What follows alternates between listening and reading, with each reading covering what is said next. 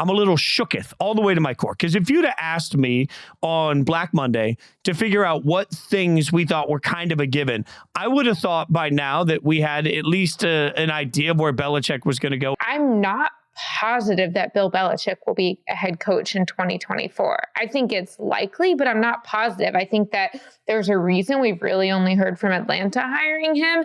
And I think that there's also a lot of speculation around the league that Atlanta is very interested in other people, including Raheem Morris. And I think it honestly might be most interesting to me how much Belichick is willing to compromise relative to what he wants in order to get a head coaching job. Like, does he start off going into these interviews?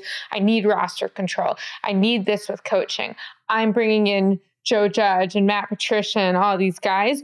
And then if he doesn't get that Atlanta job, does he start to drop in his criteria? What do you think will be his approach? If you're Bill, how much do you want to coach if you can't coach the way you want, how you want, but also how much are you willing to sacrifice your legacy if you get to do what you want the way you want and it doesn't work?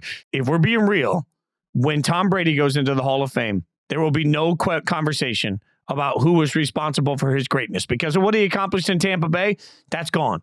If today Bill Belichick announced to the world he's retiring, in 5 years, there will be debate shows that will look at each other and say, was it Brady or Belichick? Because we didn't see him do it, that's going to be an inevitability. 5 years is not that long. So if Bill decides that he needs to walk away or if the market doesn't want him, I think there is going to be real questions in 5 years that are raised right or wrong in the way that they cover Belichick's greatness because we saw Brady do it without Bill. It doesn't mean that Bill's not the greatest of all time. It just means that if he wants those question marks answered, if he wants them eliminated, he's going to have to go somewhere else and he's going to have to win at a very high level. That's the only thing that stops that conversation.